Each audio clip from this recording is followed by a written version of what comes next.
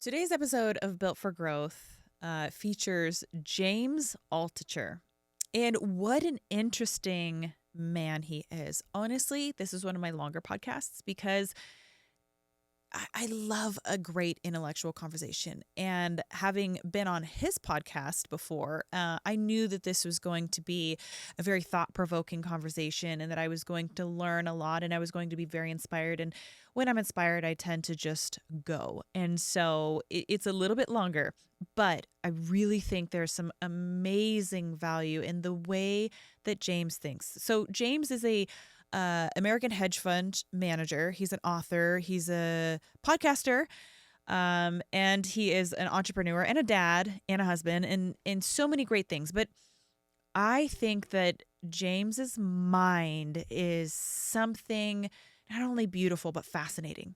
I love the way that he thinks. And the more that I talk to him, the more that I realize we have some similarities in that we tend to go for something before we know, that it's going to work. I don't spend a ton of time contemplating if something feels like I want to go for it and I'm passionate about it, then I'm going to do it. And I found so much relief in that my method is less insane than I thought. A lot of the conventional ways of thinking would have me second guessing myself. And, I have bought into this system that the way that I've approached my life in jumping before the net appears has served me well. But some people think that I'm just crazy or lucky.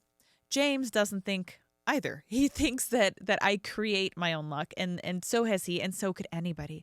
And there is just so many great things to unpack in this. He talks about your idea muscle. That's what he calls it, and how it can atrophy if we don't have ideas, and how he's inspired me to write 10 ideas every single day. And there's just so many great takeaways like that in this podcast. And you will hear a lot of thought-provoking conversation around this list that I created, which I do share with him. And it's just a really ponderous type of conversation where I think that if you sit and you listen, you are going to get introspective and you're going to start to ask yourself the questions, and you're also going to leave this podcast with some tools that you probably didn't have before and ideas to work that idea muscle to get you started on whatever you are meant to do in life. And we don't really know unless we experiment with that. It's another thing he talks about. He kind of debunks the 10,000 hour rule, which we hear all the time, right? That you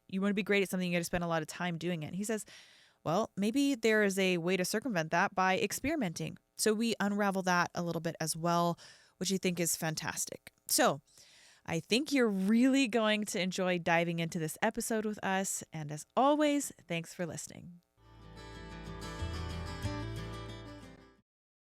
I recently had a friend of mine that was diagnosed with Parkinson's disease, and I immediately began to research any potential holistic remedies to help with this neurological disease. And what I found, ironically, was something that I was already taking on a regular basis, but I didn't know that it had been studied and shown to help with Parkinson's. That being said, I am sending a package of energy bits to my friend and to my parents and potentially a few other loved ones. I take energy bits and recovery bits daily now, and it's almost as if someone has turned the lights back on in my brain. It makes so much sense to me that it would help with Parkinson's because essentially what spirulina does is protect your mitochondria, those little powerhouses of your cells. And it's with something called superoxide dismally. I know that's kind of a mouthful, but basically it turns free radicals into water, and that essentially protects your mitochondria in layman's terms. So your brain, as you probably know, is really energy expensive. Most of your mitochondria reside in your brain cells. And if you think of those mitochondria when they get damaged, which comes with age, it's like lights being turned off in a building. And eventually, when more and more lights are turned off, it gets harder to function inside the building. And we oftentimes accept this as just a normal part of aging, but I totally disagree. I hate that we accept this as aging. It's not. So I really encourage you to try energy bits, both spirulina and chlorella, which, by the way, you can throw out your fish oils, nasty fish oils, and your multivitamins because it has 40 vitamins and minerals in it as well. So you can actually save money on the back end if you think about it. And the last thing that I'll say about this is that if you are not ready to try Energy Bits, all I ask is please don't go on Amazon and buy a cheap brand and think that you're getting the same quality product, because you're absolutely not. And you're most likely endangering your health because most other companies don't follow the rigorous third-party testing and the harvesting process that ensures that you're not going to get heavy metals like mercury, lead, and arsenic that's commonly found in spirulina that comes from places where they harvest most of this in wild lakes. So there's no way to stop the growth of other harmful blue algae and heavy metals. If you'd like to give Energy Bits a try, use code MIESHA, that's MIESHA, for 20% off at checkout. And I'll also include the direct link with my discount code automatically populated in the show notes for your convenience. And I hope you give it a try. Thanks. Make sure your hair is all in the right place. Yes, exactly. No, that's impossible is the problem. I was going to say, it doesn't look like your hair has a wrong place, though. It's just every place. I don't know. Since I was a kid, I've hated it because, when I was a kid, everybody wanted to have just straight blonde hair. And I was the opposite of that, like just curly, wild black hair. And I just hated it. And everybody thought I was ugly and I just hated it. You hated your hair? Yeah. And you love it now? No, I've hated it ever since. Oh, no. Whatever I feel like it seems like you're really embracing it, though. I try, but let me ask you, it seems like whoever you are at the age of 12 or 13, that's who you are. It's like hard, and you could tweak that. My mom has always hated her hair. She has curly, dark hair too, and she's just always hated it. And the same thing, she still hates it. I'm like, Mom, my mom has great hair. She doesn't know it. Yeah, if you're young now, I see kids who have curly, wavy, dark hair now. They're like the kings of their block or whatever. They're the kings of the school. But when I was a kid, and maybe when you were a kid, things were a little different. It was sort of the straight blonde hair culture. What do you do to style your hair? Anything? Nothing. I just get out of bed and you just and it just all. A lot of people would pay a lot of money to have your hair. I'm just really saying. Oh, well. Yeah. Okay, I'll trade. If it's the right candidate, I'll trade. I feel like if you really hated your hair, you'd just shave it all, though. Come on, you have no, to. But I think I think I would be worse with shaved head. So, so you're just picking the lesser of two. To do the shaved head, you have to have that Mr. Clean look. I'd have to work. I'd have to take steroids and work out all the time. You don't work out every day? No. I know you probably thought that way because you're an athlete. I seem like an athlete, but. Oh, so good. Well, I'm excited to have you here today. I feel like this will be a continuation in a sense, but it's my chance to put you in the hot seat, so to speak, because I was a guest on your show. And it was fantastic. It just felt like the conversation was fireworks. And you asked me, I still remember you asked me a question that I've never been asked before. And it was really thought-provoking. Even the moment I wasn't prepared for it. And I luckily off the cuff had a good answer. But I was talking about my mentality on being able to do hard shit, basically. Just knowing you can get through hard times, knowing that you can do hard things, and how I kind of feel like I developed that not only through life, but particularly in a moment when I could draw back was to my wrestling. It's just it taught me that I can do things I didn't think I was capable of. I can do really, really tough things. And you asked me, well, what if people don't know if they can do tough things?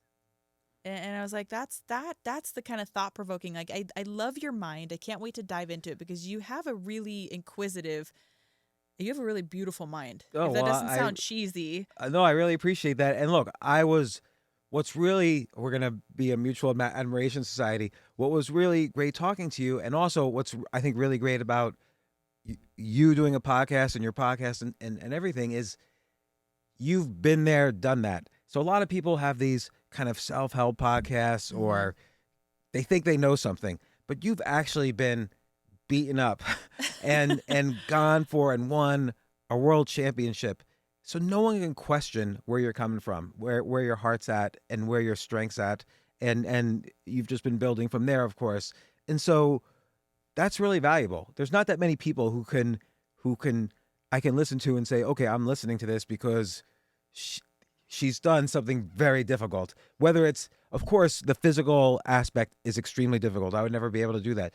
But having the mindset to come back again and again, and whether it's relationship trouble or whether it's athletic trouble, competition trouble, to actually come back and win or even compete, that's a lot of strength. And I think that's something we all wrestle with. I wrestle with it every single day. Yeah, absolutely. And when you said that to me, I was like, gosh, I've been talking about this kind of thing for a long time, and sort of preaching what my story is and in my mentality, and hopes that it will help other people. But when you asked me that, when you said, what if people don't know if they can do hard things, it's like that was very profound for me, because I think everyone else just listens and assumes that we all just get it. Like, oh yeah, just what she's saying or what he's saying. Like, that sounds so easy. And I'll tell you, I've been listening to your book, and I love it. Oh, thank you so much. I was actually going to be done with it before our podcast today, but in a part there, you said write ideas every day. Well, you had a bunch of things that you can do every day, like something, like pick one thing. And I always tell people that too. Like, start with one thing. When you feel overwhelmed, just pick one thing and just go with that. So I love that. But the thing that really stood out for me was, writing these 10 ideas down. And you said it could be ideas about literally anything. Yeah. Okay, but I started writing them down. I got like 8 out of 10. And I mean, I really was working my mind muscle. Right. And it's right at the 7 or 8 point that it literally, the brain starts to, it feels like it's sweating. Yes. Like, it happens to me almost every time, because I do this every day. It happens to me almost every time. By the time I get to 7, first off, I think I'm at 10. So I count it up. It's easy to count. And, I've only done 7. And then 8, 9, 10, that's the hard part. Yes. That's like if you're doing push-ups and you get to that point where you can't do any more, and that's when you have to start doing the more. Work. Yeah. Yeah, that's where the work actually begins. Yeah. That's where the mental battle begins. Far, exceeds the physical. Is, you physically, you have a point where you think is a stopping point, and it's at that point only the mind that overrides it. It's the mental muscle that overrides whether you can actually physically do more. You always have more physically to give than you think. Maybe unless you're David Goggins, maybe he might be the only one that has really tapped into like actual physical breakdown. But so I'm doing this list, and it goes back to what I was saying, drawing the assumption that people just automatically know what you mean. So I would like to share this with you, if that's all right. Yeah. So I kind of put like an ideas list of how to get better. By the way, great size notebook. Is it? If it's too big, then you feel like writing too much. Yes. This is really just for ideas. Just like a little pocket notebook. Yeah. Okay. So let me preface this. I think that I wrote a goals list as opposed to an ideas list. Which is okay too. Okay. The ideas could be about anything. These are ideas for goals. Okay. I was wondering, is there a distinction? Because like, do you distinguish those at all? That was kind of my question for you. No, like I might think, what are 10 ideas I grew up believing that I no longer believe? So is that really ideas, or is it's just like a hard list to come up with? Yeah. Or another day I might have, okay, here's 10 ideas for books. Here's 10 ideas for businesses. Then those are like more considered pure ideas, but it's really just 10 things that it's going to be hard to come up with 10. Just getting things on paper. Yeah. Okay. So the ideas to get better. So something that I want to do, we purchased a home recently up in Boise, and it'll be a little while before we actually move up there. But, on this land, eventually someday when it becomes ours, it is, but we're renting it out.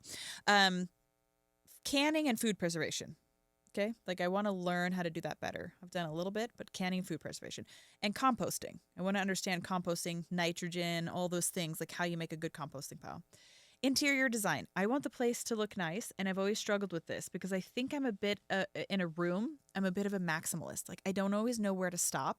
And sometimes it can just get like too much. And I'm like, I want to learn how things go together nicely so it doesn't just look like a bunch of chaos. Okay. And then doing less. That was a big one for me.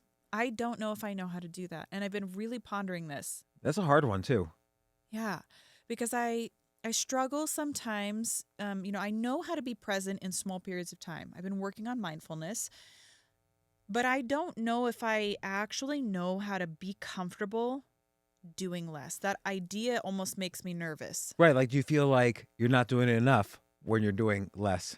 Yes. I feel like I'm not being productive. And particularly like someone like you're probably got a little bit of a addiction to doing a lot. I mean, when you were Absolutely. training for for stuff or when you're preparing for these podcasts, it fills up your day. So what happens when suddenly your day is not filled up, or does it even have to be filled up as much as it is? That's why I wish I knew the answer, because I don't know how to do that. I I've don't never know either. crossed that bridge. That's a hard one. I've never crossed that bridge. But I mean, but you talk about it a little bit in your book. You talk about those moments of, just enjoying the sunset, or, I mean, so for you, does it work more like that? It's just little pockets, or do you ever take like a whole day and just try to like lay in the sun, or just like be on vacation, or like, how does it work? I would say no, but what I try to do is remind myself to go outside, to turn off the phone, to even turn off music, to not watch TV, to really just be there with myself. And you could call that mindfulness, or you could just, a lot of times it's just really just a matter of turning everything off. And what are you left with? Like, don't think about the work stuff. Like, what are you left with? And try to enjoy that and just treasure these private moments. Like, we only, it's a cliche to say, we only have so much time. And so are you really going to spend, the few remaining full moons you have left, no matter what age you are, obsessing over work, or obsessing over the next podcast guest, or obsessing over, is your training good, or, oh, am I thinking about this relationship again and it's just occupying all my mental real estate? Like, I tell myself that these are important things, but I have to remind myself all the time, like literally write it down, like you were doing. Like, that's why it's good writing these things down. Like, I would never think to myself, oh, maybe I need to learn, I'm buying a house, maybe I need to learn a little bit more about gardening. So this allows you, writing these ideas down allows you to spend some of those moments just thinking, what's going on in your head? What's as opposed to thinking about everything else in the outside world. Right. Processing. Absolutely. And so I'll say the reason that I didn't finish the book, honestly, is I took a good amount of time to think about this. I paused the book. I remember you had mentioned it a couple times. Like, just pause it right now and just do this. Yeah. I mean, when I do it every morning, it probably takes like at least a half hour or more. That's what I was going to say. It was at least 30. I had like an hour, like 45 minutes left of the book. Yeah. And I was like, well, I could either finish listening, or I could sit down and try out one of these strategies that you have in place to kind of help. That's so much better than finishing the book, by the way. Yeah, I mean, I will finish the book, absolutely. But this was really good, and I love the exercise. So this is something you do every day? Every single day. You write down 10 ideas. Yeah, 10 ideas. So, I mean, I've been really thinking about my next book. So, and I go back and forth on different ideas. And so today was yet again me doing a list of topics I would cover in my next book. So, and I've been thinking about the idea of obsession. Like you even mentioned when you were on the show, this was once you started doing, fighting, you became obsessed. Like you had to do it. And I really think, or I wonder, can you only really get great at something if you're obsessed with it? And I'm leaning towards the answer is yes. Like if you're up against someone, all other things being equal, if you're up against someone who's obsessed with what you're interested in versus somebody who's not obsessed, the person who's obsessed is gonna win, whether it's a fight or business or whatever it is, poker, Yes. whatever it is. And I feel like everything that I've done in my life, I've only been able to do it if I've been obsessed. And I feel like many people, for better or for worse, this is not necessarily a bad thing, but many people settle. They don't do what they're obsessed with because there's a little danger in doing what you're obsessed with. There's an addictive quality to being always obsessed, and B, you get very disappointed and heartbroken. If you're fighting and you lose, it's heartbreaking for you, right? Yeah. You care. You And can make millions of dollars and lose it all, right? yeah, right. So yeah. Or anything, whether it's a competition or even if like I'm writing a book, I want it to be the best written book. Like I'm obsessed with, for instance, writing, the skill of writing. And so that's important to me. And I feel if I wasn't obsessed with it, I would never write a book because it's hard to write a book. Yeah. So you have to sit there for hundreds of hours staring at a screen, typing. This is normally a boring activity unless you're obsessed. Right. It's so interesting. By the way, the book is called Choose Yourself. I don't think that I said that, the one that I'm reading, because I know you've written more than one book. But Yeah, and that one actually probably is my favorite of what I've written. yeah, it's really, really good. It's better than your standard self-help book. Yeah, I mean, a lot of times I tried to avoid that categorization, but it needed some category. But for me, it was more like a self-hurt book. Like this is, I described like all the ways in which I had essentially hurt myself and how I kind of bounced back from that. Yeah. So, because it's hard, it's hard to bounce back. I mean, I was, I had no money. Then I built and sold a company, worked really hard, and then I lost everything. I lost all my money. What was the company? The company was called Reset, and what I did was, and this is going to date me a little bit, but in the '90s, I was making the very first websites for many companies. So AmericanExpress.com, HBO.com. I did all the record labels. I did Warner Brothers. Did tons of entertainment websites, and then I sold the company, made a lot of money, and then I was just stupid, and I lost all of it, and I was so depressed I couldn't get out of bed. But it was this process of and this was like I was losing my house, I was losing my family, I was losing everything, and it was this process of suddenly just trying to write 10 ideas a day and literally doing that for about 2 weeks every day, exercising that idea muscle which had atrophied. Doing that every day, I started to feel happy again. Like I could look forward to waking up in the morning. I didn't want to kill myself, but I wouldn't have minded if when I went to sleep I didn't wake up. Like I was just very happy about facing the day. And but then I suddenly started looking forward to coming up with these ideas. It was like it was waking up the neurons in my brain. And then I wasn't necessarily having good ideas, but then I started sharing them with other people like, "Oh, here's 10 ideas for you. Here's 10 ideas for you." And that started people started reacting to me like, I would cold email people like, "Oh, I like your articles. Here's 10 ideas of articles you could write. No need to respond." It's very critical to say no need to respond. That you don't that this is not transactional, that you don't want anything. And but then people did start to respond. And it literally, like doing this process literally created entire careers for me that didn't exist beforehand and really became the source of like the next companies and sources of income and then wealth for myself. So it was very valuable, but beginning with that waking up out of depression. How do you even come up with your ideas of the things that are going to help you? What inspires you to even know that writing 10 ideas is going to make an impact in your life? I didn't really know. Like I remember I was just wandering around because I had nothing to do. I was broke and there was nothing going on. And I was just waiting to lose my house and to basically disappear. I assumed if I had $0, I would just disappear from the planet. And I saw this box of waiter's pads for sale, and I love the look of waiter's pads. Like, oh, it's nice light blue. They're just very small. I could put it in the pocket. They're cheap. So I bought this box of waiter's pads, and the next day I took one, and I'm like, okay, I'm going to write down. It was actually another book I was working on. I'm going to write down 10 ideas for 10 chapters in this one book I wanted to write. And I did it. And then the next day, it was more like I was outlining this book that I never wrote. And then I started writing ideas for businesses. And just like I said, I started coming up with different concepts. And I didn't think anything of it. But then I realized again, after about 10 days, 2 weeks, oh, I'm excited. I'm happy. And I hadn't been in like years. So this was like a pivotal moment where the only thing I could think that I had changed kind of from an experimental basis was doing this practice, and it was really working.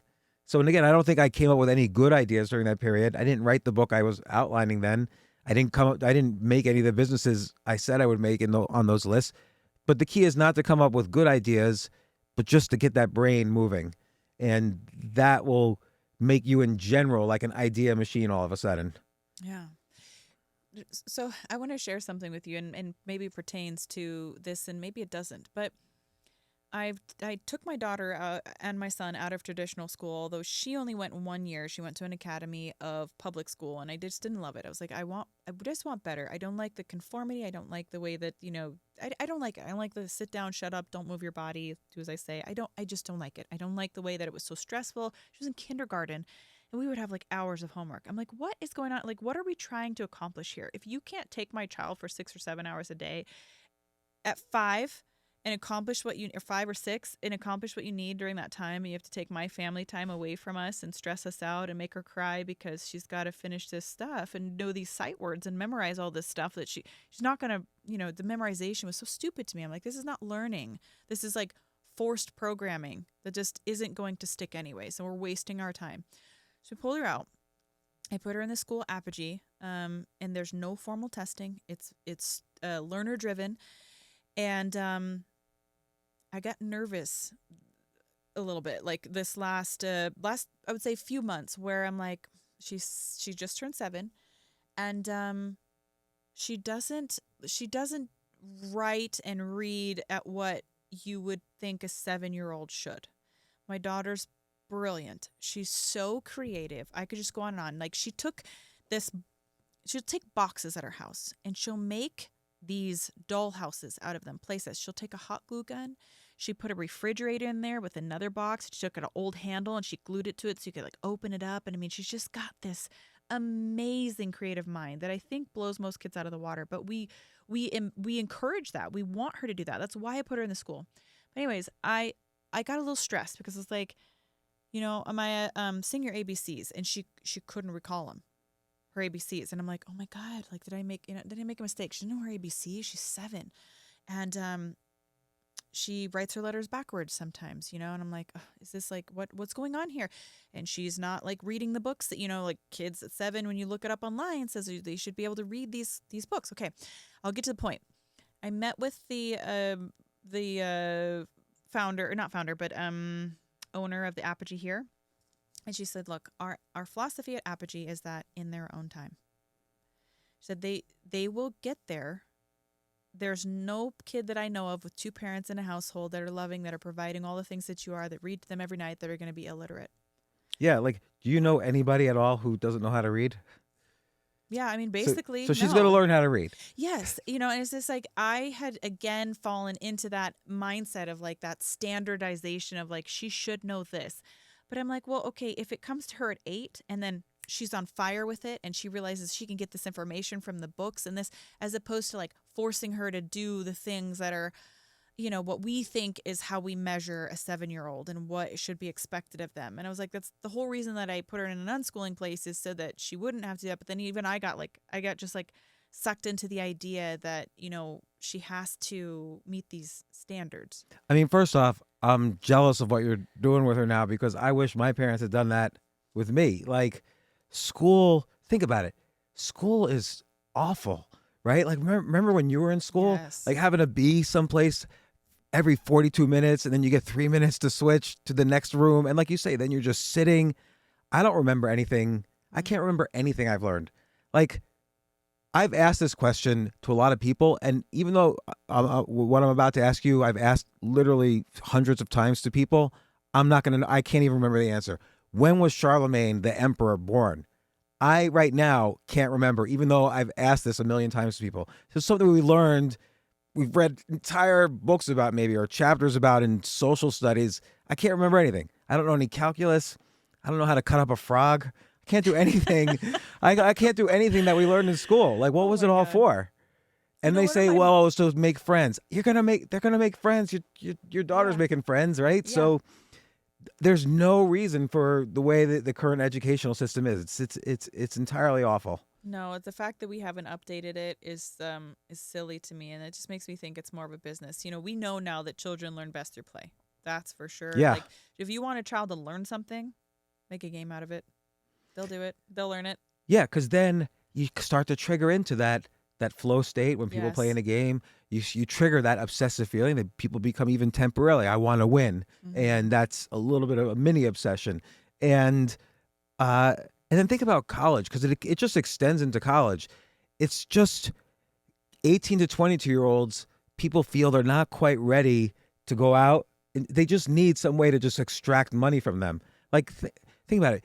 Do you know college tuitions have gone up faster than inflation, not on average, but every single year since 1965, college tuitions have gone up faster than inflation, because that's when the government started backing student loans. So college presidents, they always get paid, but the student's the one who has to have the debt. and you can't get rid of the debt in bankruptcy. Yeah. And government, so it's just this entire marketing scam. Like, oh, everybody needs to go to college, so we're Yeah. going to pay for everyone's college. The government gets the interest payments, so they make money. Everyone loses. I mean, everyone wins except the student who loses. And then Who at 17 or 18 years old is supposed to know what they're putting all this money towards of what they want to do in their future with zero life experience outside Right. of their parents' home. Even biologically, the part of the brain that handles risk the best isn't fully developed till you're about 25. So you're asking a kid to take on maybe $200,000 in debt or more. Oh, no problem. I'm going to just pay it back doing whatever. They're never going to pay it back for their entire lives, it turns out. Like this entire generation of kids going to college is really in trouble. Yeah. And so don't send your kid to college either. No, I'm not. I can't wait to get into that with you actually a little bit. I love your stance on college and kind of the anti-college thought process that you have, or at least I think you're more opportunistic. I don't think you're necessarily anti-college. I'm sure there's a place for it in some situations, but you are opportunistic in like, well, bang for buck, right? Yeah, and think about all the things somebody could do instead of college. When you think of it that way, there are so many exciting things you could do. You could go, you could go work on a farm. You could go, go do computer programming at some AI company if that's what you're interested in. You could write a book about whatever it is you're fascinated about, whatever it is you're interested in. You could travel, not just travel for the sake of it. I just spoke with someone who's sending his kid to a cooking school in Italy for 3 months instead of going to their first semester of college.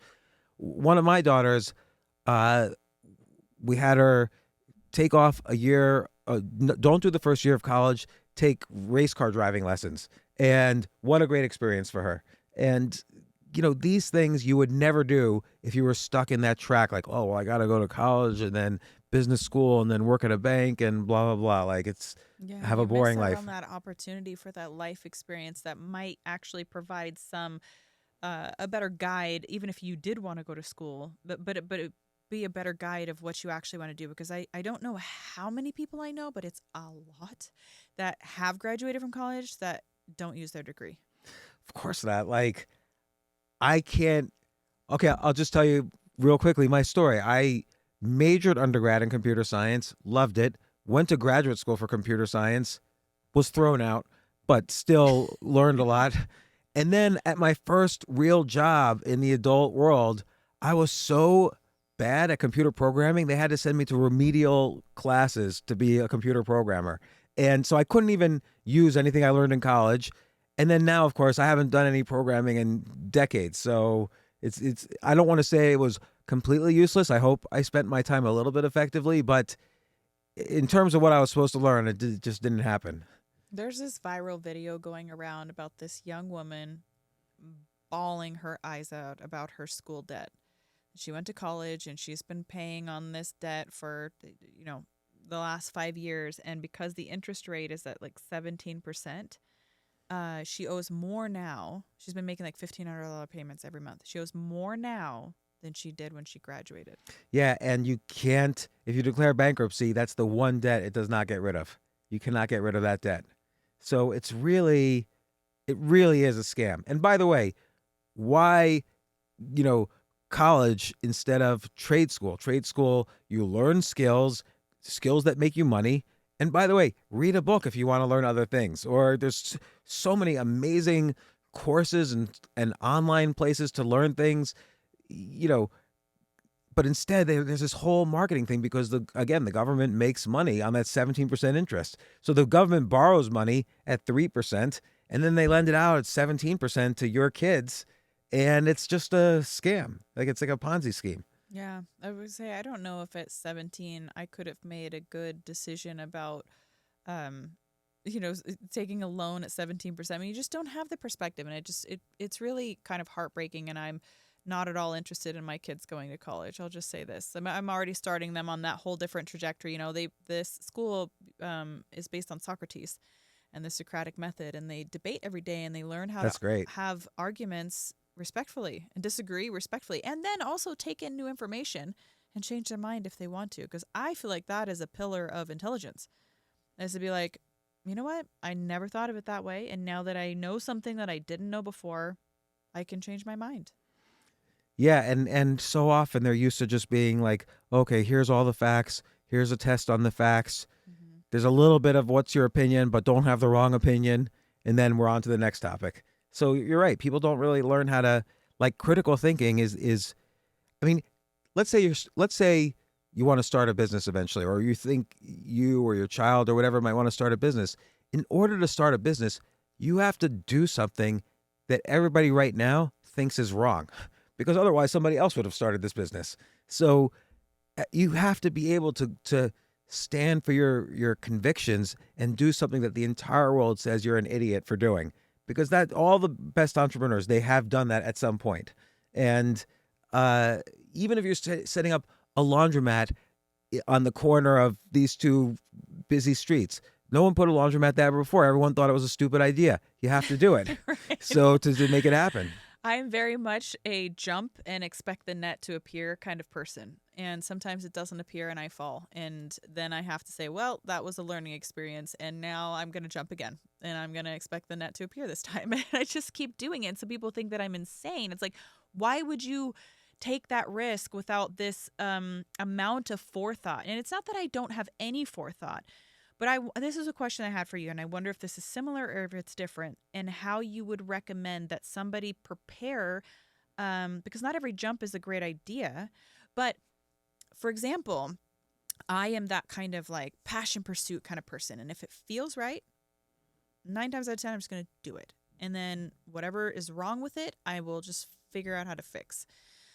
And on the other side, like my fiance, who is a great balance to me, is very much about like dot the I's, cross the T's. Like, let's make sure we've really thought this through, and let's not do any hasty jumps unless we have a really good, understanding, and like everything kind of checks out and it all makes logical sense. And I'm like, I don't know how to explain to him always that sometimes things just for me don't make logical sense, but they make sense like in my heart and in my mind. And I don't know if that's a good enough reason for some people. And so I wonder too, for you as somebody who has you have these, many different ventures that you've done, like what was it for you or what is it for you that lets you decide if an idea is a good one or it's not a worthwhile pursuit? I think there's no way to know. I think you have to just do it.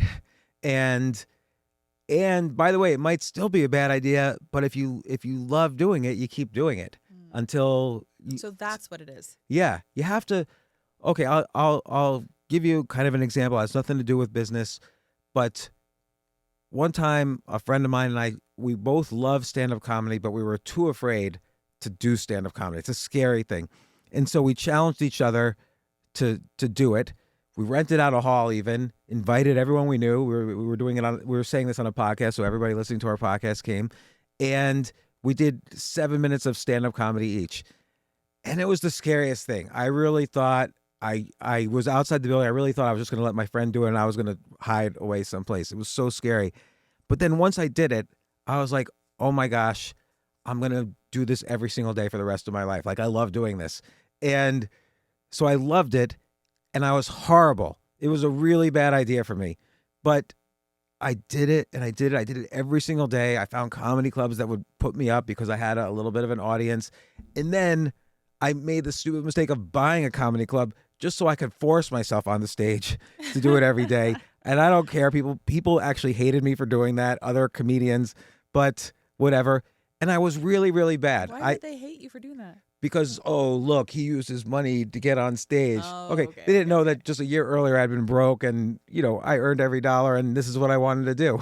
But but I was really bad, and I didn't really actually know that I was so bad as I was. I knew I wasn't getting better. I would say finally, after years, I got good enough that other clubs from around the country would ask me. I toured a little bit. I went to other countries where they asked me to go. So I got okay. I never got like great. I just got good enough to pass. And but I love doing it. Was it a good idea for my life? I don't know. Was it a good idea? Did it make me money? No, it completely sidetracked me from making money for like 5 or 6 years.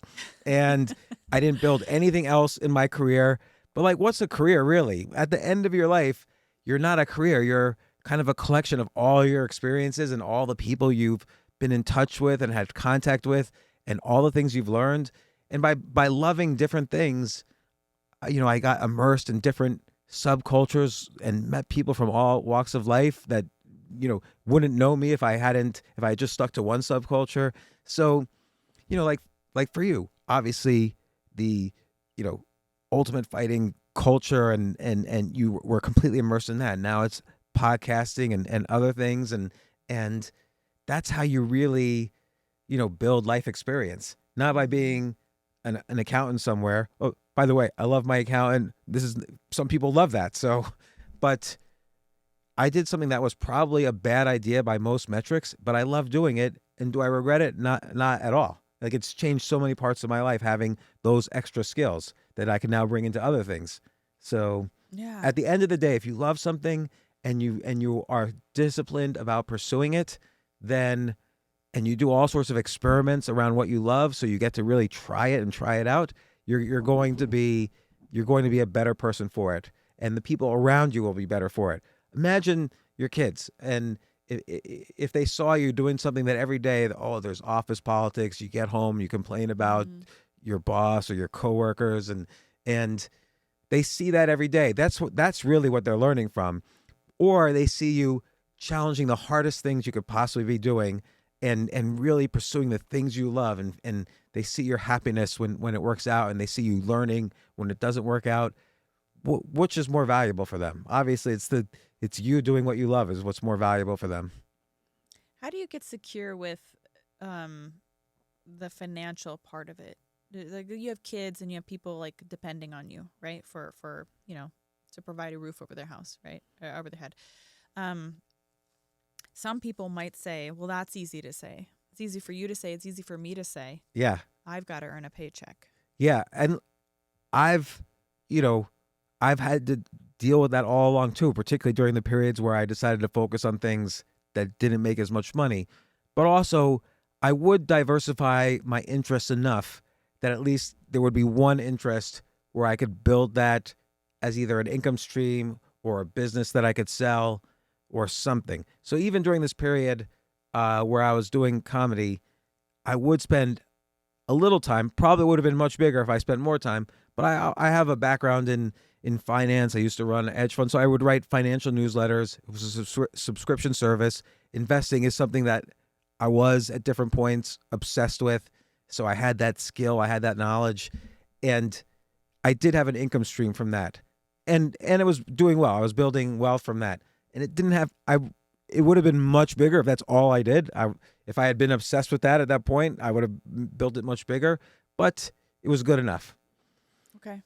You have to, yeah, you're right. You have to think about that somewhat, but I'm not going to say like, oh, okay, I got wealthy and then there was one point I had wealth. I was doing things I was interested in, and then I don't know, the IRS called.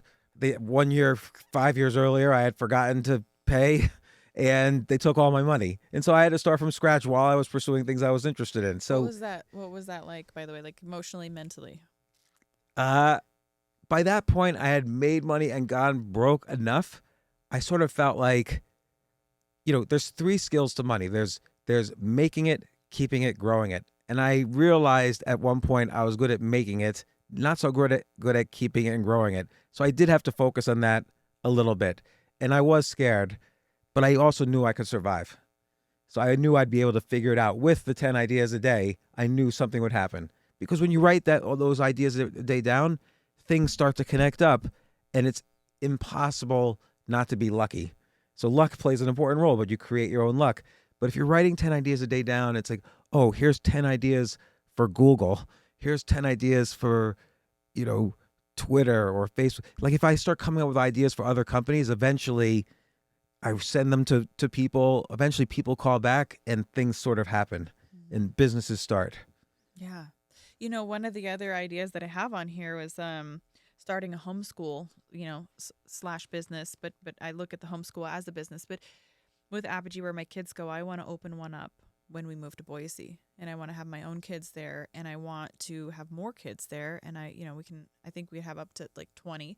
I don't want to run it as the guide is what they would call it, the teacher. I want to be more in when I want to be in, out when I want to be out kind of person, so I can have a little bit of freedom, but also be like, hey kids, come look, the chickens are hatching, or hey, we're gonna do jujitsu today. I'm gonna run an hour where I'm gonna do the hour Oh workout. my God, I wish I had been at this school instead of what I was at. I want to be like, hey kids, we're gonna learn how to bake sourdough today. Like, I'm gonna show you guys, those kinds of things. Like, I want to be able to come in and just create, a project and like have that planned, or we're gonna build furniture, or we're gonna learn how to refinish furniture. That's what we're gonna do. I'm gonna go around. I'm gonna make me. This is how I see myself. Go around to a bunch of garage sales, or like go on Facebook Marketplace and find all the ones that are free. People just don't want anymore. Or you drive by the site and collect 20 pieces of furniture, and then have these kids just make it into something amazing, and see how their brains just create, and then they can take it home and put it in their homes as this beautiful piece of art. See, you should make like a whole curriculum. You can make 10 different curriculum for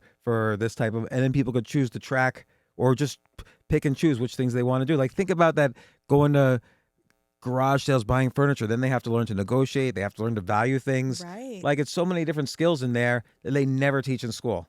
Yes. So you should come up with all these different curriculum for that. That's one, there's always different ways to slice an idea too. Maybe you don't want to start the school, but maybe you want to set up all the ideas and let other people do the school and using the curricula. Or maybe you make a book about it, or maybe you make a series of podcasts where each episode is a different part of the curriculum here, like a homeschooling podcast. Or maybe we follow your kids around while they do these different things, and that's a YouTube series. Yeah. Oh, see, I like where this goes. This is where I could just get so many ideas going at once that I'm almost like,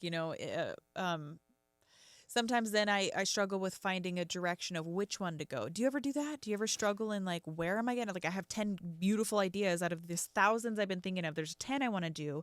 And sometimes I find myself getting a bit too dispersed in different areas. Yeah. Where I'm not maximizing any one. It's like 10% on 10 different ideas, which isn't really effective or efficient either. Maybe not. I don't know. Like, do all 10 and then see which ones fall through. That you want to exactly put more. You're not going to know until you do it. Like, you can't know. It's just like, again, it's like mental health. It's like depression. You can't think your way out of being sad. You have to do things that occupy this mental real estate in our head.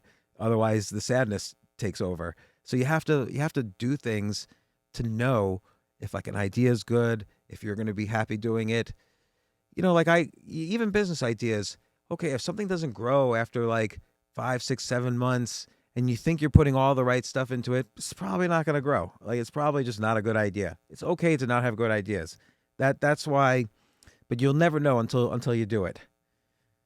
You've debunked the 1,000 hours. Yeah, so the so-called 10,000 hour rule, hours, where you have to do something for 10,000 hours to be we hear great this at a it. lot in sports, by the way. They'll say it, on the mat. You've got to basically, have 10,000 hours of doing double legs, or you've got to have, you have to have rep this, it's 1,000 times before you're even a beginner at it. There's this mentality that you've just got to repeatedly do this over and over and over and over again if you ever want to be good or great at it. This is always a constant debate. Like, no one really knows the full answer, and maybe to be the best number one in the world, you would know more than I would. Like, maybe you do have to have those 10,000 hours, but it seems to me also, if you really experiment a lot, you could figure out something in faster than 10,000 hours. So I'll give you an example again from comedy, but I have tons of examples.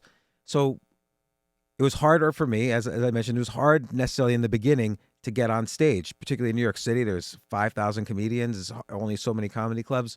So one time I did an experiment. What if I treated a subway car like a stage? So I went on the New York City subway, and I brought someone with me to videotape.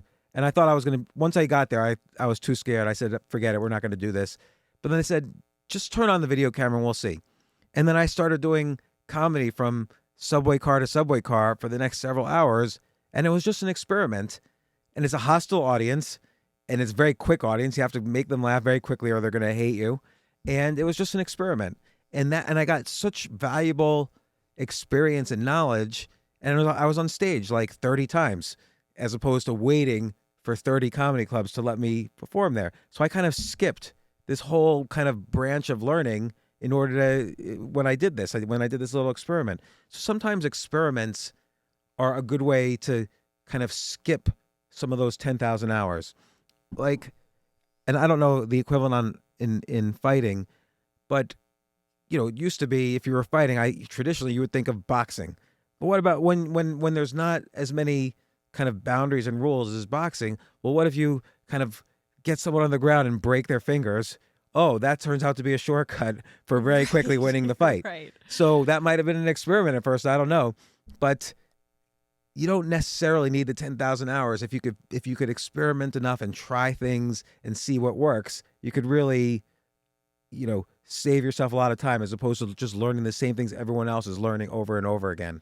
Well, I think what I could apply what you're saying to sport in a way, because there is this idea that there's not really a way to do it smarter. You've just got to do it enough. You've got to go do it over and over and over, and you've got to, learn through repetition.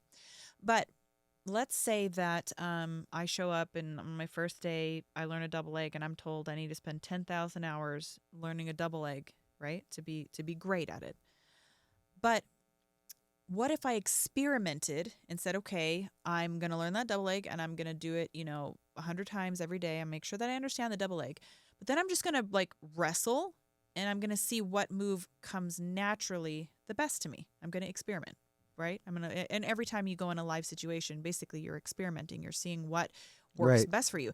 And then in that situation, you actually uncover the things that you are naturally gifted at, the things that you're the greatest at. And then you could take that thing and say, that's what I naturally excel at. So I'm not going to be in a box of okay, double leg or single leg or this or that. It's I actually have this hybrid move that I haven't really seen anybody else do. So nobody's really preparing for it. And I'm going to work on that over and over and over until I'm so great at it, nobody can stop me. Right.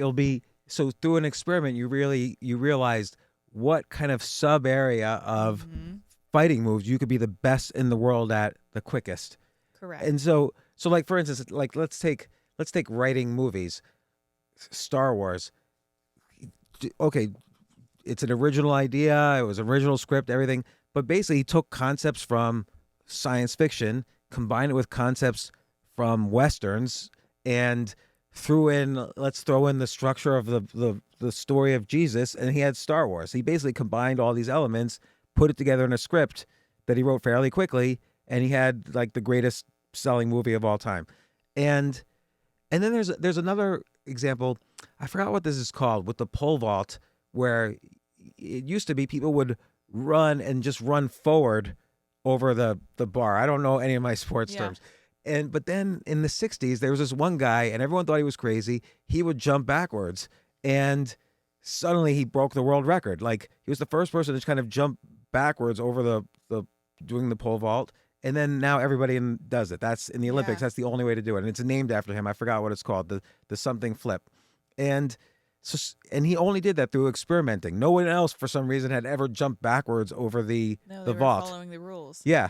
And so this really is how you get to be the best in the world at something. You make it your own. I know one guy, for instance, loves sports and loves science. And so he decided to specialize in both. And he became the youngest writer at Sports Illustrated. His name's David Epstein. He wrote the book Range. And by combining things, that's another way to skip these 10,000 hours. He didn't have to be the best scientist. He didn't have to be the most knowledgeable of sports, but he is the best in the world at understanding the science of sports. So those intersections are often where you can find out where you're the best in the world. I want to say a quick thank you to Energy Bits for making this episode possible. Thanks, guys. Where do you think that you developed this way of thinking? Because dare I say it's unique. I feel like it is unique in a world where, when we go to public school, this is not how they want you to think, because this is annoying. Were you an annoying student by any means? Were you asking a lot of questions? Were you inquisitive? Were you outside the box? I don't think I was in that sense, because I didn't really enjoy school at all. So I would just skip school as much as possible. Like I just didn't go whenever I could avoid going. And Like when I you were there, were you thinking about other things? Were Yeah, I you was always just working on other things on my own in the back of the classroom. I didn't get good grades at all, and because I just didn't care. I really didn't care at all. I only was I and maybe this is a problem, but I could only do what I was interested in doing. So some years if I wasn't interested in making money, okay, I'd make the minimum and do what I love doing. Other years in life, I was interested in money, so I focused on that. And but in the same in school, I just never was interested in grades. Didn't was I could only do it if I was interested. It's almost that's like a problem. It's not a problem though. I mean, in my opinion, my humble opinion, I think it's the way that it was meant to be, and I think we're too much pushed and indoctrinated to just make the money because the money is the Yeah, thing that's supposed to fix the problems and the success. And I know that we talked about this quite at great length when I was on your podcast and about how it fixed nothing for me. When I got to the belt, it was that optical illusion for me that's like that beautiful shiny belt, and the money and the things that come with that are sure to fix everything. Because I just bought into what we kind of been told. Like you just make your career and you make your money and you get the big house and you get all the things, and all the things make you happy, right? It's like it's a crock of shit. It doesn't make you happy at all. I really honestly think that I could have lived in a cardboard box, and if I had loved myself the way that I do now, I would have been very fulfilled, which I, again is happiness. Like that, when I use happiness loosely, I want happy. Sometimes I say that, and that's not exactly what I mean. I mean fulfilled. yeah. Like you have well being. You Yes. feel like you have community. You feel like you're doing good in the world, and you have friends. And Purpose. yeah, Yeah. yeah. Purpose is. Connection. And one time I tried this experiment where my I didn't own. There was a period where I didn't own a home, and then I was renting, and my lease was up, and I decided, you know what? I don't even want to rent an apartment. I don't want to rent, and I don't want to own. So I actually threw away everything I owned. So I was going away on a trip. This was in 2015. I was going away on a trip, and I got a friend of mine to go to my house and throw everything out. Don't leave anything. And I said, don't call me. I don't want you to ask me any questions. Take your family. You can keep whatever you want. You could sell whatever you want and keep the money. You could give to charity whatever you want, or you could throw everything else away. She did call me once and say, you sure you want to throw out your diploma? And I said, that's the first thing I would throw out. Just throw out my diploma. And so I got back. Oh My my lease gosh. was up. I had no place to go. So I just started staying in Airbnbs. And all I had was basically the backpack I had taken with me on this business trip. And I stayed that way for about 3 years, just living in Airbnbs. And and I tried that experiment, and it was great. I loved it. And it's not even that much more.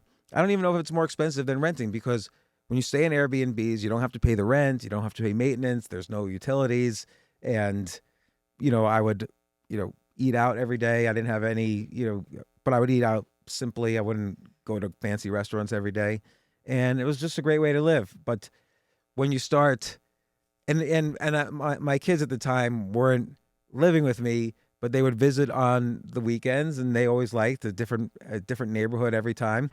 And but then eventually, a friend of mine told me, "Look, if you're gonna start dating and you want to get married again, you need an actual place. Like a woman wants wants a Some place. stability. Yeah, no one's gonna trust you if you're moving around all the time." Oh my goodness.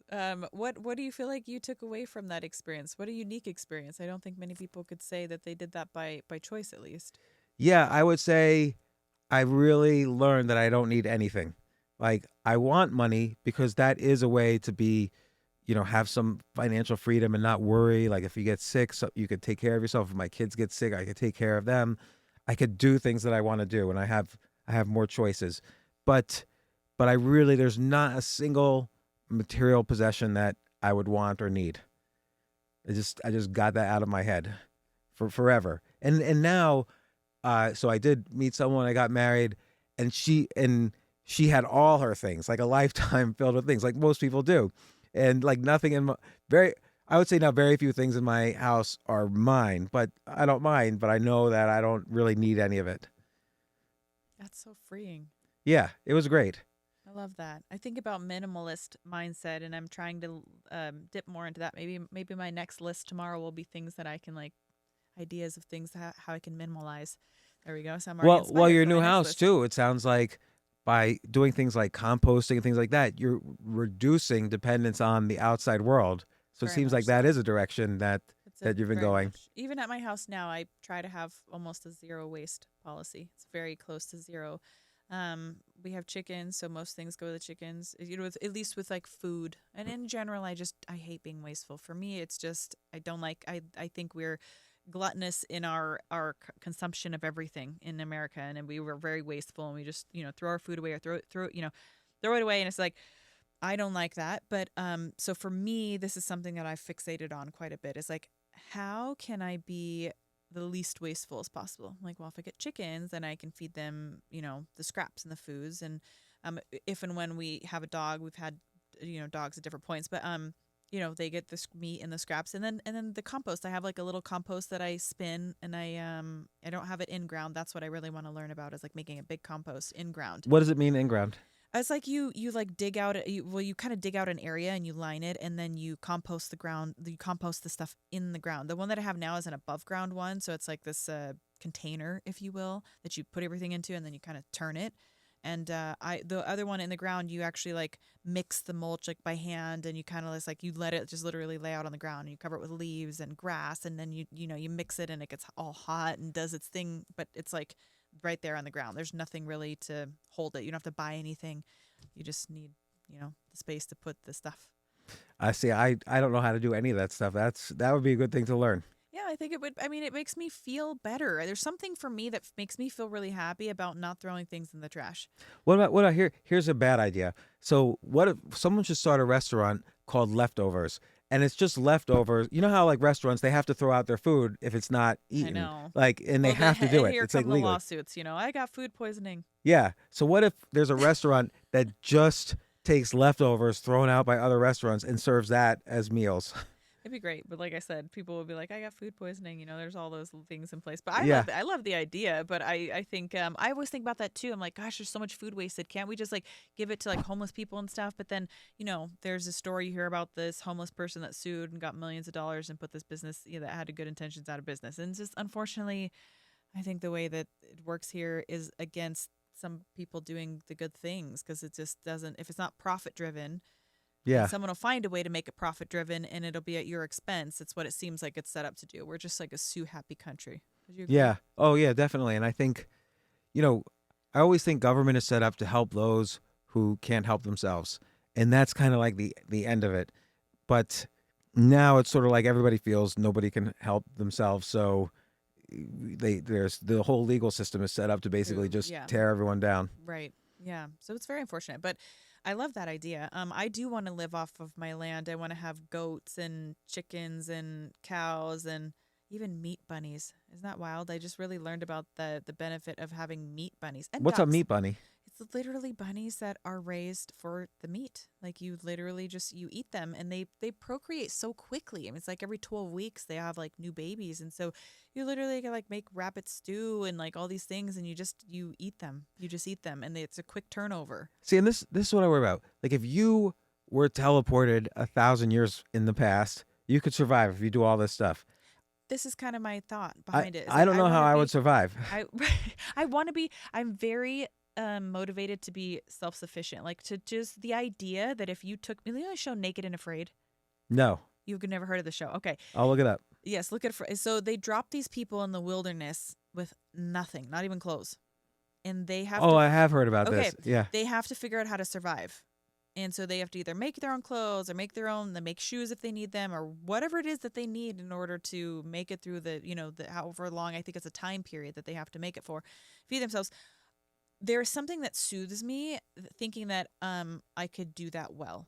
That if I needed to, like a survivalist mindset, and maybe that's the fighter in me, but it's like knowing that if power went down, like the power grid, and it all went down and we didn't have phones to tell us where to drive to, like could I get us from this place? Could I feed my family? Could I do those things? Do I know how to preserve food? Like let's say, we have all these fruit trees on this property. So part of the reason for the canning and things like that is like, I want to know how to preserve the food.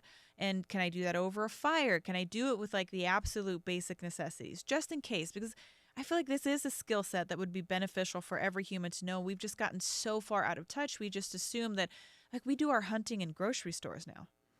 Exactly. Yeah. And I am guilty of this. I can't do anything. I honestly would not survive more. Like on that show, I would survive like an hour, and then I'd say, "Get me out of here. I can't do it." Yeah, unfortunately, we live in a world where people have the option, but like, God forbid we didn't have the option for, any reason. I just like the idea of being prepared to like use my hands, use my body, use my skills in the land and to be able to survive if it ever happened. Do you think you would be able to compete on that show? Yeah, I think I would be able to You compete should. on You that should show. try it. Yeah? Is Or it still running? I don't even I don't know. know. I don't know. But that's the other thing too. Think about that one idea. So you could compete on that show. You could produce the next version of that show. You could write about how to survive on that show. You could do podcasts about how to survive on that show. There's so many ways to slice Yeah. wanting to know this knowledge, as well as, okay, I need this knowledge just to live in a house. Yes. It's so good. I love how your mind thinks. We honestly, the more that I talk to you, I realize like we have similar mindset. I just think that you have developed this a little bit more, and you've been successful in doing it, where I feel like sometimes people look at what I've done and be like, "Well, you kind of got lucky." Like people kind of think that I got lucky because you look at the landscape of women's MMA wasn't really it was wide open. Like there's not as many women, so it was easier for you to get to the top. And there weren't that many women wrestling, so you just that was on your side, and then there was this and there was that, and you're not actually smart. You just have gotten kind of lucky, and you make stupid decisions, and it just happens to work out. Like I feel that comes down on me a lot. Like people look at me and say like, she's not making like these, and how this works out for her, I don't know. That's kind of how I feel like people look at me sometimes, and I'm like, I don't have a business degree. I don't, but I have a lot of ideas. I like how you do. Like, well, I could do this, and I could do that, and I could do this, and I could do that, and then I could turn it into this, and I could turn it into that. Then my mind wanders in these ways. Yeah, and I wonder if that's like I get that a lot too. Like people just in a lot of people out there will think I'm just an idiot, and they're like, how did this guy only in America? How did this guy get any success at all? But I think people don't understand that you create your luck. Like the luck is almost 100% created, unless it's like winning the lottery or something. Because look at all the work you've had to do. Buy a ticket. Hmm? I mean, Yeah. You have then to. you had to buy a ticket. You still had to create some degree. Yeah, right. I mean, it's So, not like it just, but like to reach the levels you've reached, and it doesn't matter if, of course, everything's right place at right time. So that's not even a fair criticism. Bill Gates would not have been successful if it wasn't for the fact that he was essentially born in 1953. So that when he was the ideal age to be an entrepreneur, that was exactly when the microcomputer, the personal computer, was being invented. So he was lucky. He's at the right place, born in the right year to be Bill Gates. And everything has that. So it's not even a fair criticism. But the other thing about luck is that hard work looks like luck to people who just are not aware of they don't know, so they don't know what hard work is, so they just think that success is luck.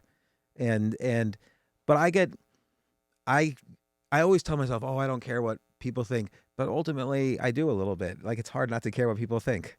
Yeah, well, because to some degree it is a reflection of the perception that we're leaving on this world. And so I do think that there's some value in at least being,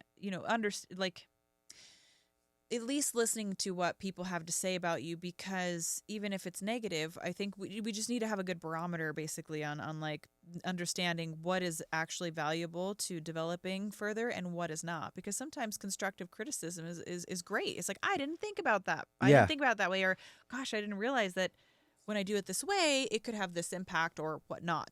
Now there are a lot of people out there who just want to hate. And that's just it. You have to kind of know who to trust with the constructive criticism. Right. And it's not easy to give constructive criticism, so it must not be easy for them to give it to you. If I know for me it's hard to give constructive criticism, it's a hard skill. So to get actual constructive criticism, probably very little of criticism is constructive. So you really have to know how to weed out the bad, but it's hard because it can be hurtful. Oh, for sure. Nobody wants their feelings hurt. Even if people say, oh, I don't care what people say about me. Sometimes they just hit by accident. They hit the right buttons. They care the most. Yeah. People who say that all the time Yeah. oftentimes care the most, and they put up that hard exterior because they want to, deflect, because they don't have a better skill set, in my opinion, of internalizing it. And then I used to be the same way, of course. I was like, I don't care what people have to say about me, and this chip on my shoulder, and I don't care if people think that women shouldn't fight, and I don't care, and I don't care, and I don't care. But I do care. But now the way that I choose to let it affect me, instead of just deflecting and pretending like I don't care and ignoring it, pretending like it's not something that has any bearing on me, which does, um, is that I would say after I had a plant medicine journey, for me, it let me dip into the empathy and realizing kind of what my mom always told me, is that people are going through their own problems and issues, and they have their own trauma, and they have the thing, and you have to sit back and say, somebody, granted it's not a bot, because I feel like a lot of the information, and I think comments and things that come on the internet now are not even real people. Right. I think this is where the cancel culture, I don't even think that's really a real, I think it's mostly fabricated. That's my, if you want to get into my conspiracy theory. I think that's probably right. And I think that's another thing to be careful about on social media. Like most facts are just not true. Most things that people say are just not true. Most things are not true, even the way people present their lives. Even if you look on my social media, the way that I present on social media, I definitely want to, I'm never disingenuous. Is that the right word? Disingenuous? I just drew a blank on how to say that. I think that's the right word, okay, sure. if I were to One of guess. those two. And I never want to come across inorganic or anything like that. But I don't show you all the aspects, because that's not what that is for me. Social media is an opportunity to promote what it is that you want to promote. And so you will never see my darkest moments on social media. I mean, for the most part, that's not something that I share. I will talk here on a podcast, and I will be about it, but I'm not going to be in a bathroom crying, mascara streaming down my face. I'm not going to click a selfie and put it on social media. That's just not what you're going to see. But I certainly have those moments. I absolutely have those moments where it's just like, I am so overwhelmed. I'm rock bottom. I'm crying. I'm frustrated. And then it's like, okay, what have I learned from this? And then I maybe sometimes will put words behind that in a message in a podcast, or in a newsletter, or in something like that, and about a lesson that I learned in that moment and how I moved through that. But that's Yeah, not I find that there's like a grace period. Like I can't do it the day my mascara is running down in the right. mirror, but maybe like 3 or 4 years later, Yes. I've learned, there's enough distance. Maybe I've learned enough from it that then I could write about it or talk about it. But I think it helps to feel sorry for people. Hmm. That is what has helped me when I see somebody deflecting like negativity towards me for random reasons. Somebody I don't know, so it's not like constructive criticism from somebody that I care about. It's what you would call hate. Hate mail, hate comment, hate whatever.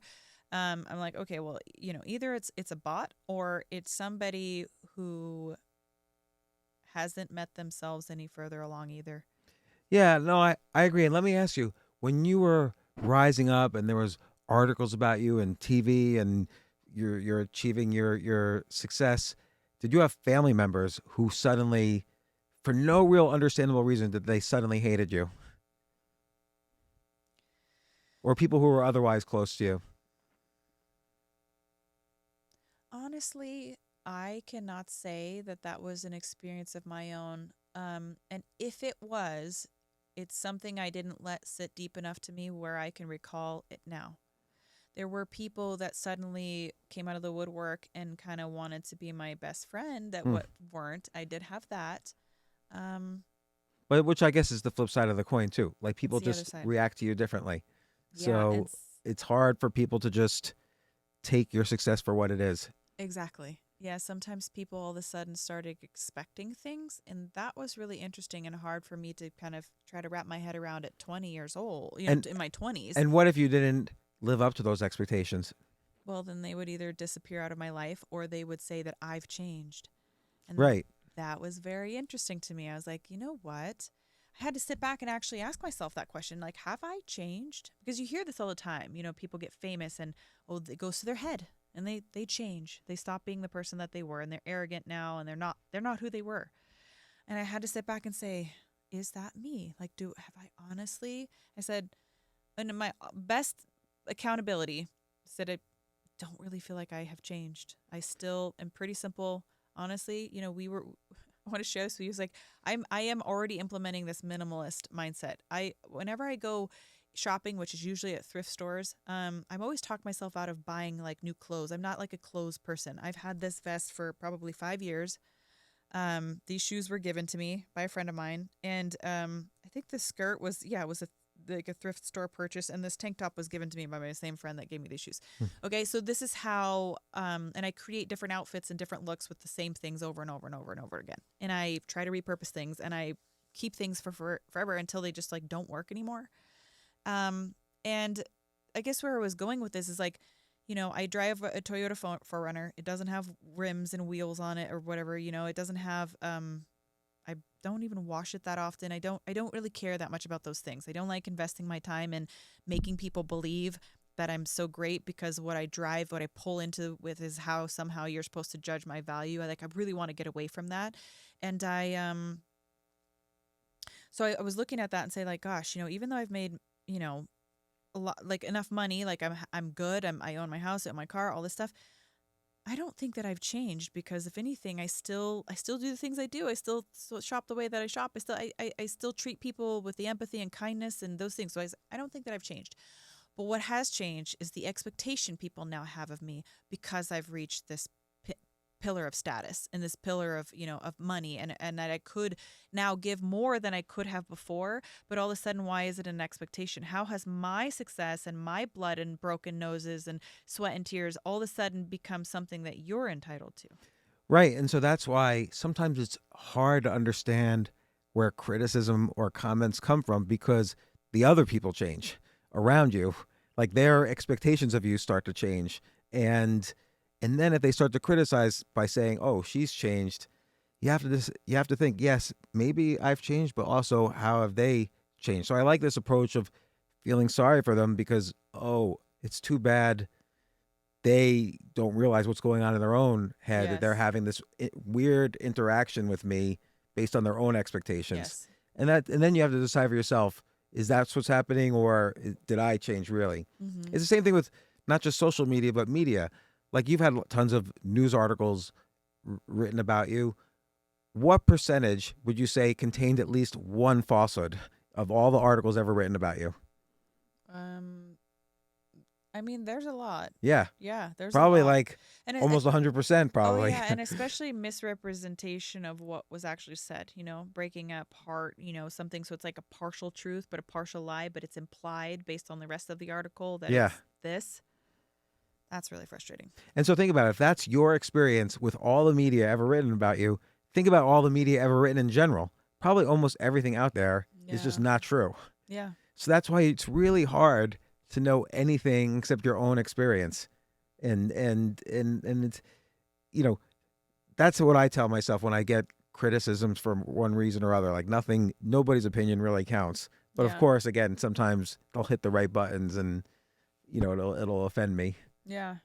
No, it's really interesting to think about. And the only people I would say is maybe my younger brother and my sister. Not that they hated me, but I think that there was they didn't know how to react and they were very disinterested in everything I was doing, which was kind of hurtful because, it's like your family. It's like your immediate Yeah. family. It's like you really expect like the most support from your immediate family. But for the large part I would say fairly disinterested, and it's like, oh my gosh, it's like everyone else wants to like be there for my next fight and like see all, see the things. It's like people who don't even know me are just like so excited. And it's like, then you can't really get, your own like siblings to be interested in it. And, my dad kind of came along late in all of this as far as like being supportive. And I think it took an amount of success before my dad started to be, be Because it was supportive. finally something he could measure it. Yes. So it was something that was measurable in his world. Yes. So and so he was able to, oh, okay, I understand now. Yes. Your success intersected with his ability to measure this. Yes. But that is painful when it happens to siblings. Like siblings can get very distant. You're no longer the Misha they knew as a little Right. girl. You're Misha, the fighter, the success, it's different. Yeah. It's hard, I think, for siblings. I think so too. And I can understand that. And I don't have any hard feelings towards any of my family for the way that they have interpreted it, because nobody prepares you for this stuff. And even my dad, I think, a lot of it came from like worry and concern and not understanding what it was I was doing. But as a father, it's like the last thing you want to do is like not be able to protect your daughter, right? That just must be like a hard feeling, even as the significant other. Could you imagine watching your wife go into a fight like willingly? I mean, it would just be tough, right? It's like you wouldn't want to support that in a way. I don't know. I actually honestly don't know how, Oh, because if that interesting. was her thing, Yeah.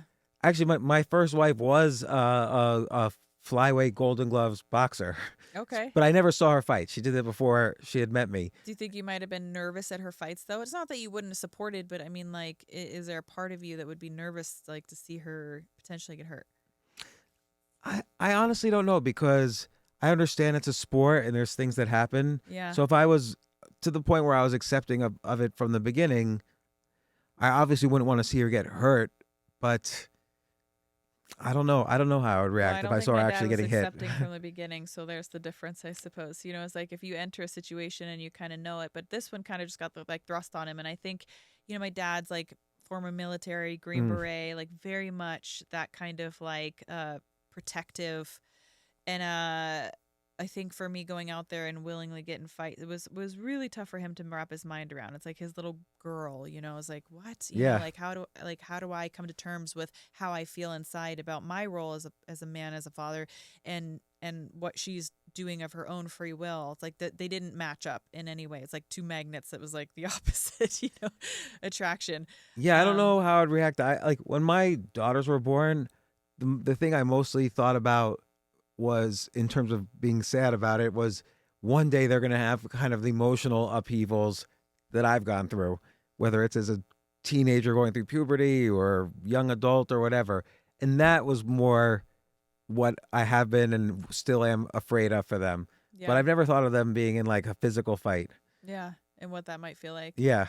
I bet you it would be challenging, because I think even for me, even understanding this sport, very well myself, if I, seeing my kids, I think would still be challenging, because there's just an element of you that doesn't want them to have to go through, the pain. But that's life, and it's just whether it's physical pain, emotional pain, all kinds of different pains. There is value in having to get through that. I guess because I've never been in a fight. So I don't know what it's really like. I don't know what that kind of pain is like. Yeah. I know what the pain of like, let's say, at a breakup is like.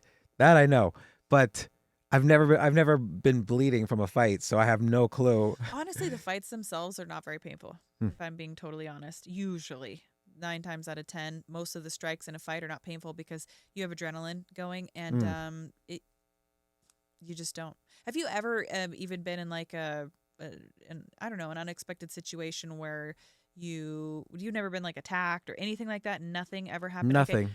What about like just maybe playing like a club sport or something like that, or like sport at school? Did you do anything like that where it's like, okay, you had to have had an instance where you've just like, you've just like something hit you out of somewhere, and it's like you just don't have the time to react to like the fact it hurts later, but in that moment, because it's just like so quick and there's just enough to process, that it's not painful.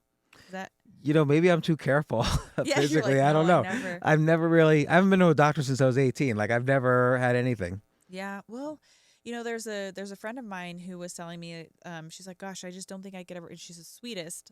Her name's Joyce, but she was like, she had gotten jumped by these two men, and long time ago, and she said, you know what, gosh, she was recalling it. She's like, I guess you're right. Like I was all bruised and everything, but it's like in that moment there was just so much going on.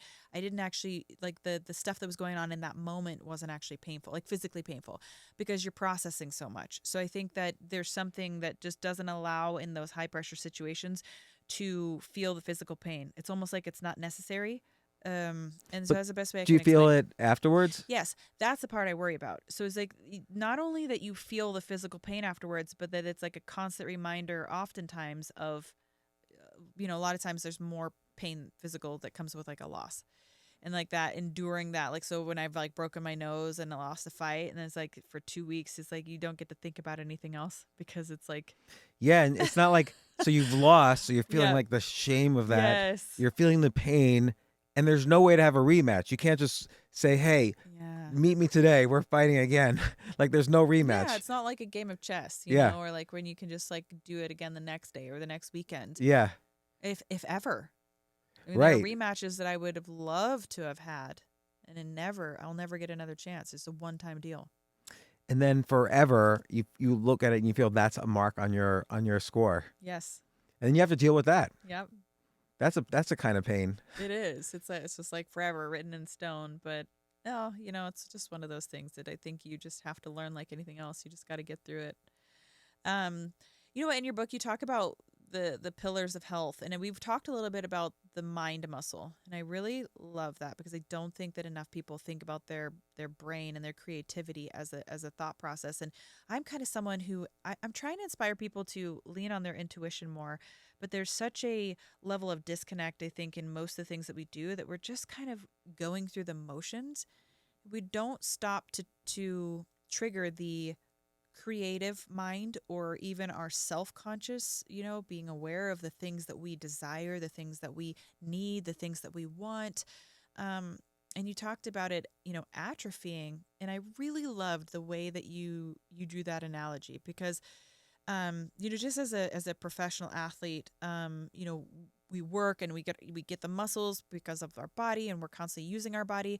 But like if we sit, an injury happens, or maybe you're in a coma, like Ben Askren, for example. I don't know if you know who he is, but Mm-mm. um, amazing wrestler. Fought in the UFC, and he got like some kind of necrosis of his lungs, and his wife convinced him to go to the hospital. He had to get a double lung transplant. Otherwise, like healthy looking, like muscular, great in shape, always been an athlete. What did it come from? Did he just get some infection or? Did some competition, and then he somehow got an infection in his lungs, and they don't really know Hmm. why or how that this happened. It just seems like not possible, but it happened, and he was in a coma for like 50 days, and woke up, and he was just like a skeleton, because I mean all that muscle just basically withered away. And so you look at him and you're like, oh my god. I mean, you're like, whoa. Especially if you know Ben Askren, like you've seen him fight in the UFC, the man.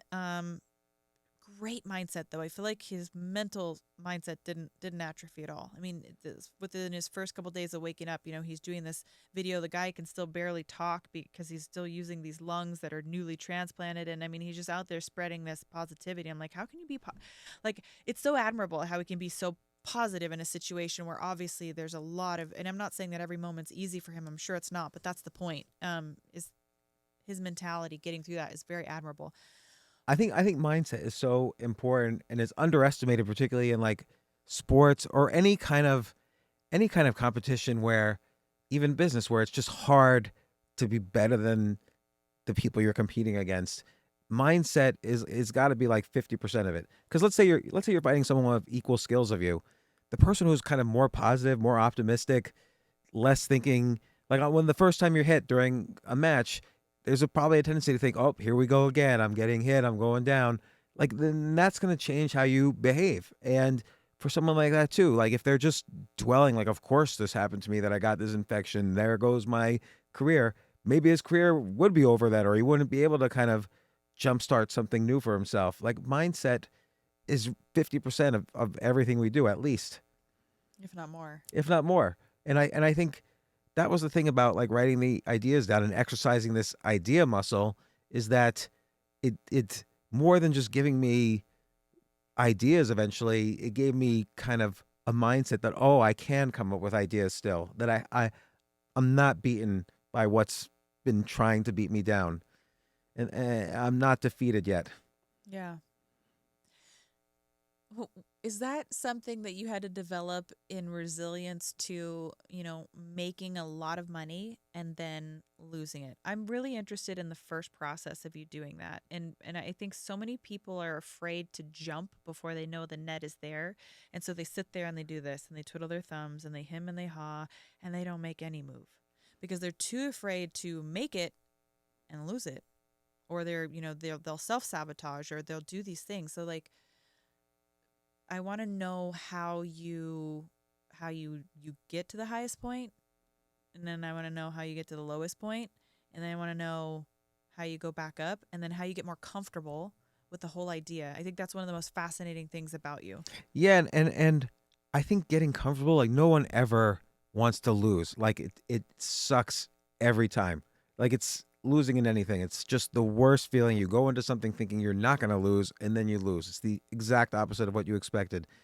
But I think, and look, the first time I started a business, I stayed at my full-time job for 18 months after I started the business. I mean, I had a whole office and employees and everything, and I was kind of sneaking out of my job throughout the day to meet clients and do sales and all that stuff. But I didn't leave my job for 18 months after I started the business. I already had like 20 employees before I fully jumped. So I was very risk averse in that sense, but I still did it because you can't, if you have an idea and you want to do it and you like it, but you're like, oh no, but it's not right for me right now. You just got to do it, or else you don't really want to do it. So you can't twiddle on your thumbs. You have to take some action every day. And this was the problem I had when I lost it all. So I lost it all because I started bad businesses and I didn't understand risk, and I put all of my money. Let's say I'd made 15 million selling my first business. I literally put 15 million into my next investments and businesses, and they all went bad. And so I lost everything. And that was too much risk. But then I lost everything. And then the problem I had was I thought I had just been lucky. I thought I had just won the lottery, and I'm never going to be able to win the lottery again. That was my one chance, and I ruined it. I'm going to lose my house. My kids are never going to know me as a success. They were little babies. I'm not even able to feed them. There was one week and I literally could not feed them. I had no money. After having $15 million, I had less than $100 in the bank account. But and it was almost by accident, I just started doing something. I started writing down these ideas, and then bit by bit, I started sending the ideas out to people and trying to build connections again to the outside world, starting from nothing. None of these people I was writing to knew me. I didn't have any network. I had no friends at this point. No one's your friend after you go broke. And at least for me. And it was really hard. But A, I started writing these ideas down. B, I started doing things with them. I'm going to come up with ideas for this person, and maybe it'll be good for him, and there's a chance he'll reach back to me. And on and on. I did this every day. And then also by doing that, I got a sense that I can't waste time thinking about the past. I was constantly filled with regret. Like, why did I do this? Why did I do this? But that was just taking up mental real estate, and I couldn't afford. I had to feed my babies. I couldn't afford to take up this mental real estate anymore, nor could I hope on any one thing happening in the future. I just have to try everything. So every idea I had, I just would try. I would do something. And that's really how, and just every single time, because I've probably been like dead broke to zero. So then I would make millions again, go back to zero again, make millions again, go back to zero. I probably did this 3 times. And then I think I did get a little comfortable. It didn't feel any better, but at least I knew, okay, I know the playbook for this. I'm going to come up with ideas, and then I'm going to do things. And I'm better at coming up with ideas now because I do it every day for 20 years, been writing down 10 ideas a day. So you build that muscle until it's really good. So I always now know it's depressing if I go broke. I don't, knock on wood, I got to knock on wood later.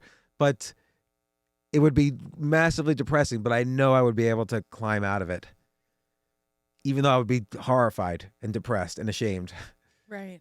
Do you diversify a little bit now to ensure that won't necessarily happen? Like, I diversify my interests so that I'm not all in on any one thing. Like is I might that be what in, you think you did more? You did more fixating before, where it was like one thing. yeah. And okay, if this is a great idea, I would think more of reward than risk before. Oh, this is a great idea. I'm going to make $100 million if I put $10 million into this. That's a bad idea if all you have is $10 million. So I just did not understand the risk reward equation. And now also you just get a little bit more sophisticated about how to execute an idea. That's a skill. There's having ideas. People say ideas are a dime a dozen, execution is everything. That is just not true, because execution is you have to have good ideas on how to execute. So if let's say you wanted to start a homeschool, you could go out there and say, oh, I'm going to raise $50 million to start a homeschool system. Or you can say, oh, I'm just going to homeschool my kids, and then tell the neighbors they're welcome also to bring their kids over. So one way would be a stupid idea to execute. Another idea would be a smart idea for execution. So execution ideas are a subset of ideas. And so still that skill is important. To execute is the same skill as having ideas. So I think I'm a little better now at that execution skill because I'm better at having ideas. So good. So it's a way to rethink the way through a problem. You know what I Yeah. mean? Yeah, I'm better at blocking and tackling on the way to execution, whereas I was not good at it all. And also, you know your weaknesses more. Yeah. Like, I know what things I'm good at, what things I'm not good at. Like you described how your fiance is more maybe detail oriented, or he's good at a lot of the things that He you're likes not. a plan. Yeah. And I know the good things that I need and the people around me. I'm really bad at paperwork. So I have someone who just does paperwork for me. I'm really bad at keeping track of my schedule. So I have someone who helps me with my schedules. I'm a poor judge of character. So I make sure if I'm doing a deal with anybody, I tend to like everybody. So if I make sure before I do a deal with somebody that someone else is with me to make sure, hey, I checked all the boxes on this person. So you got to know also it's better to solve for what you're weak at than just simply be good at everything. I can't be good at everything. That's a really good one. I like that a lot too. I think I try to operate more in my area of excellence now. This is kind of, I think, what you're saying is like, Yeah. know what I'm good at. Like, where does the draw pull me the most, and like what am I good at within that area, and what do I have to delegate or outsource the resources to complete this task. And I've gotten more comfortable with that because I used to be a do it yourself kind of person in every single way, top to bottom, and it's just like you're just not as efficient. I mean, so you have to build that good support system. So I like that. That was a great takeaway. Is there anything else that you think that people should kind of know? That's a good takeaway that you have from all your experiences that you draw on. Well, I do wonder about this idea of how important is obsession. Like, I do think you can't really get great at something unless you're obsessed with it. And then I'm just trying to figure out if there's maybe better ways for me, myself, I'm trying to figure out if there's better ways or other ways to enjoy something other than just being obsessed with it. And so I don't know if this is a takeaway. It's more for me, something I'm trying to learn and get better at is to enjoy without obsession. And one thing that has helped me is to think about things in terms of, oh, here's an interesting quest to do. So let's say I want to do stand-up comedy. I don't have to be the best in the world at it, but it's a quest to just go up there and do it and learn a few skills.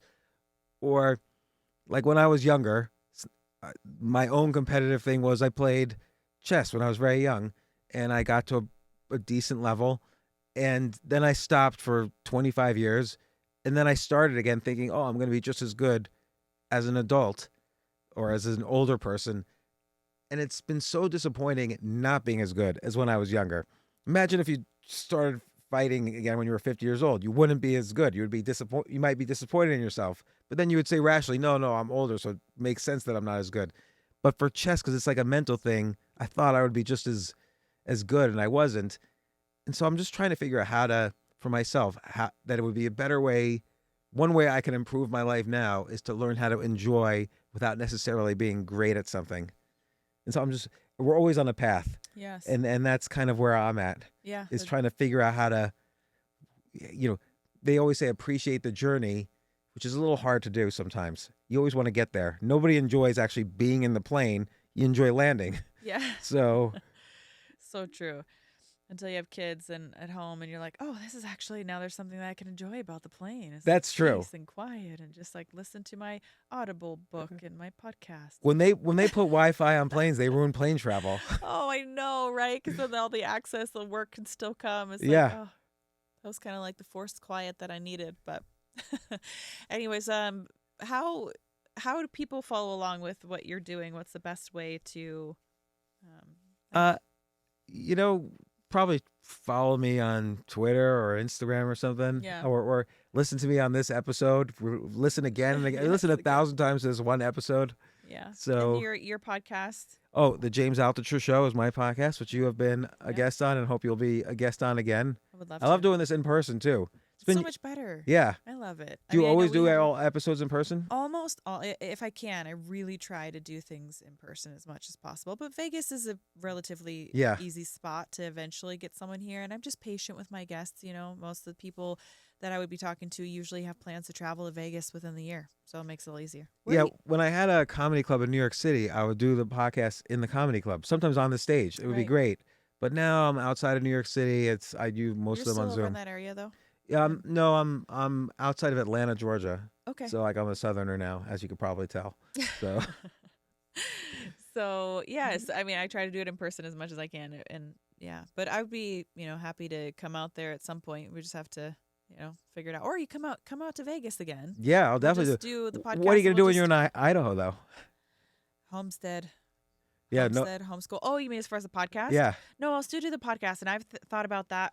Planning it and grouping it to where I come back to Vegas and have the people here and just knock them out, but potentially have some people there too. I just haven't gotten quite that far as like how that will work and how logistically if people would be willing to come to Boise, would they be interested in that, or is it easier to piggyback on something else that they might already be doing here, or just to bring them here? People just like to come here. yeah, that's So, true. you know what I mean? Even it's the not idea it's is not a like, hard stretch for people to say, oh yeah, I'll head I'll over to come- Las yeah. Vegas at some point. Exactly. Most people are just like, yeah, I'd love to. So we'll see. We'll figure it out. But either way, I'm, right now determined to keep it going because I love it. I love everything that I learn from every episode and guest that I have on. So, and, for you today, this is fantastic. I love having these kind of thought-provoking intellectual conversations. They're honestly my favorite podcasts. And me too. Thank you so much for having me on. And again, thanks for coming on to my show as well. So always a pleasure. Yeah. Until next time. Thanks.